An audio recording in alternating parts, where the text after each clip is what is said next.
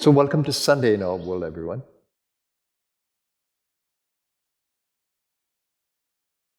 I enjoy my Sundays simply because the collective energy is different. Different to Monday or to the rest of the week. I always look forward to Sunday. Even from a little boy, when I had to wait for the newspaper, we only got newspaper on a Sunday, and I had to wait for the comic strips.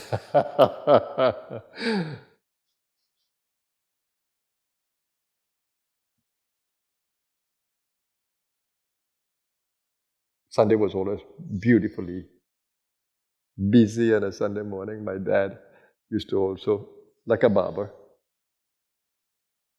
he used to cut the hair of the people, the men in the village.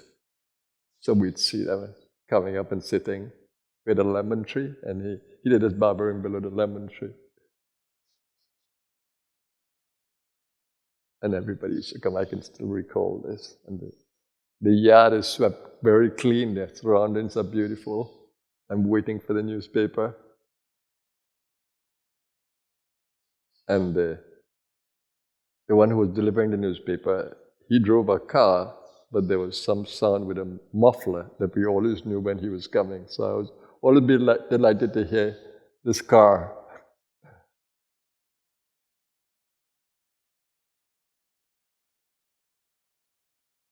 Very beautiful glimpses of Sunday morning from my childhood.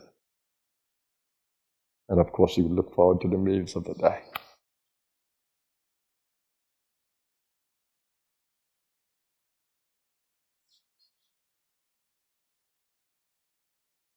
It is extremely important to remember. Extremely important. I use the word extremely.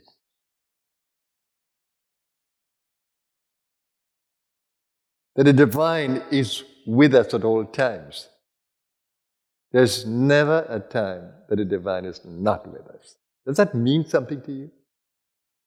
For me, it means full security.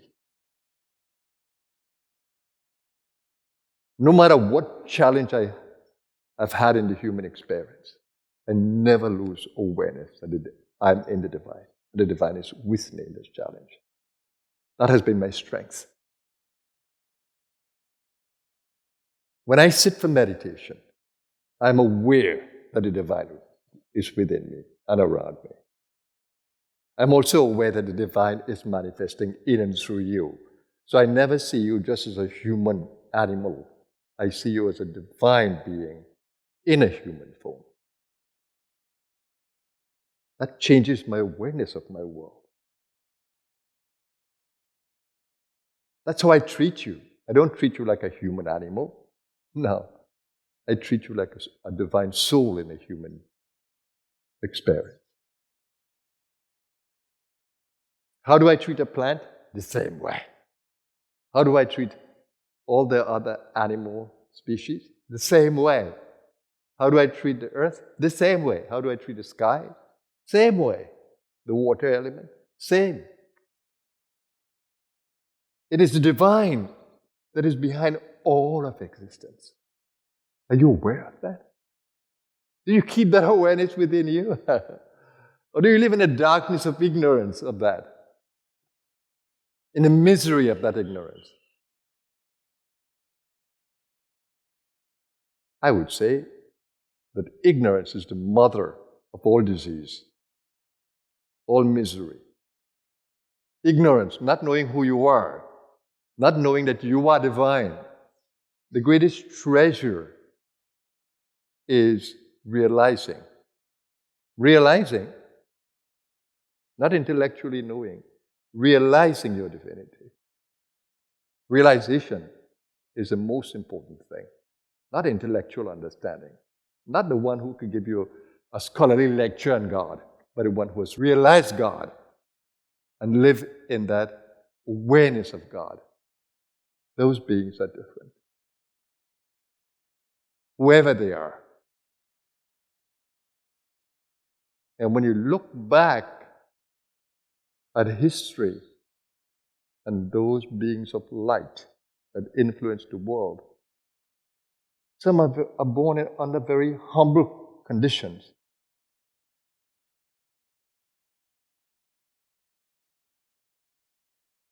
And lived in humble ways.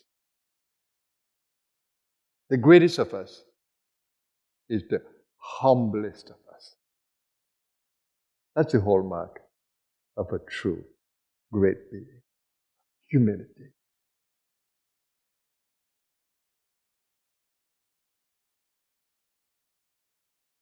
I've always had fear of meeting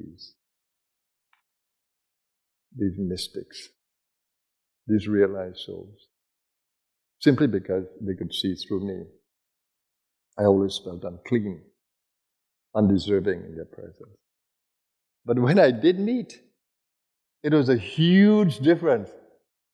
I felt such infinite love. It brought out the best in me.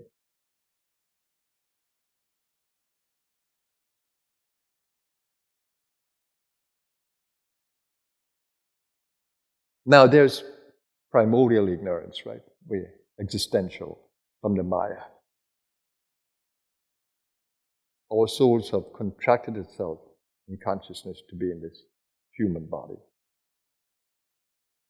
to be in an energetic form of a soul.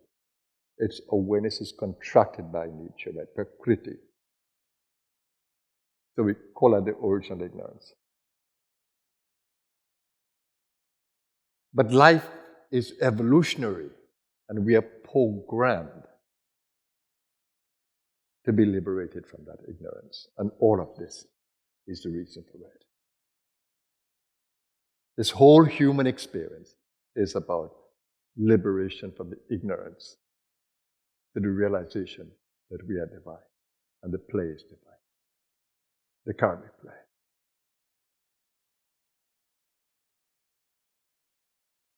So you're not going to be ignorant forever. But when we truly understand what the karmic play is, when we truly understand, we'll realize that we create our destiny. Using the divine powers that lie within us. We may not have the supreme power, as the Supreme Divine has it, but we are a spark. So we do have power. There's powers of the spark. And we do not realize that every desire and fear we have in our mind is actualized. Because the mind is like a wish-fulfilling tree. The mind is of the divine. Every desire you have is going to be fulfilled. So what kind of desire do you want to create? Desires for the world? Or desire to know yourself?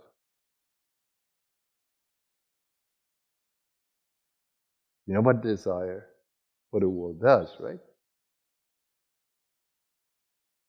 It creates attachment. Look at where your worldly desires lead you. To a huge attachment to the world. You become worried, insecure about all the physical things that you have. You remember what the Christ said? And I love those words. Don't lay your treasures on this earth.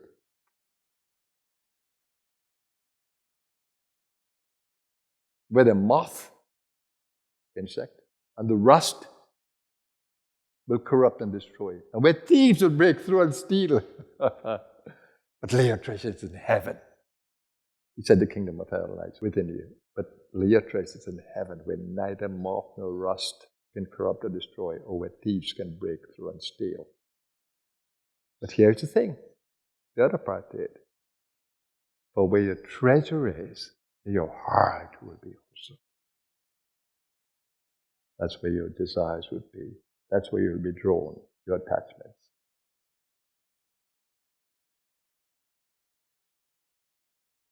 You know, once Buddha, someone came to him. He was in the village. And the person asked, Master, you're so great. How come all these villages are not transformed by your greatness? Buddha, in all his wisdom, said, go into the village and ask everyone what they desire most. So the person out of curiosity, not understanding what the Buddha was really doing, went out, very curious, into the village, excited. And everybody he spoke to didn't care for spirituality. One wanted a hunting knife, one wanted a child, one wanted a better house. And so the story went. So when he came back to the Buddha and recounted the story, the Buddha didn't have to explain to him. He understood that nobody wanted spirituality. Nobody wanted realization of the divinity. And nobody could really appreciate the Buddha for what he was. Same with the Christ. Was he appreciated when he was here? No. No.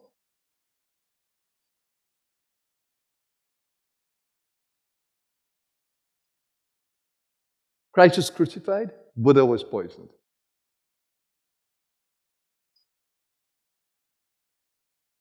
By those who couldn't appreciate the light.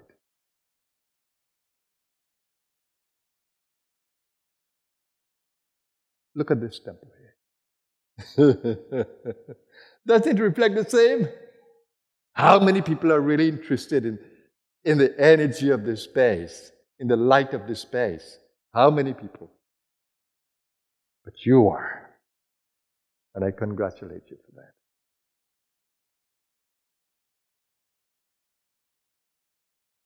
If I were performing physical miracles, oh my God, the place would be filled.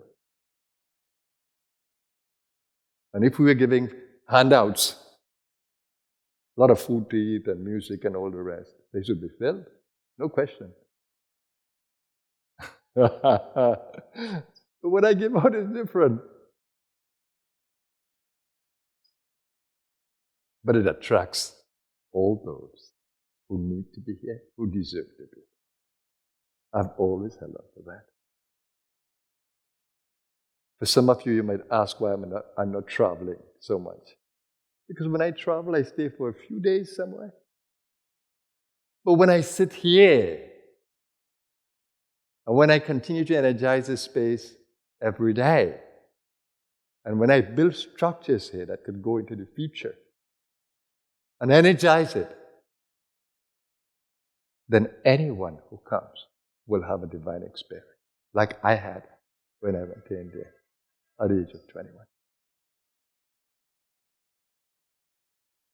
So, my strong desire now is to stay put here in Trinidad. Of course, I may travel, not a question. But my deep feeling now is to stay put here and energize the space, build the structures, let them grow. And let the world come. Those who deserve to be here will be here. Those who are allowed to be here will be here. And for me, that's the kind of audience I want. Not the ones who were looking for something material,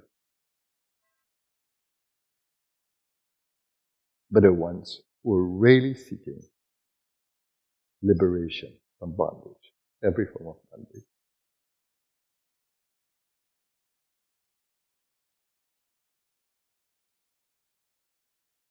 So it's our desires that leads to attachment and keep us in bondage. God is ever present with us, communicating with us in every moment through the karmas, through the consequences of our actions, the fruits of our actions. God is continuously communicating with us. Do we realize it? Are we aware of it? That if you get up and you try to walk and you stumble, it is because you lack awareness. You're not observing where you're walking. If you don't breathe properly and energize the body, when you wake up, you might be dizzy. When you sit up, you might be dizzy. If you don't exercise the body will deteriorate because the body is meant to be exercised. If you don't exercise your mind, it would lead to dementia and all the rest. Body needs activities. It thrives in activities. It's an animal.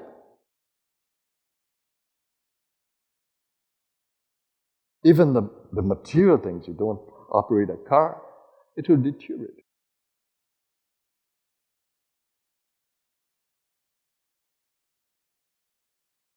So let's be wise, everyone.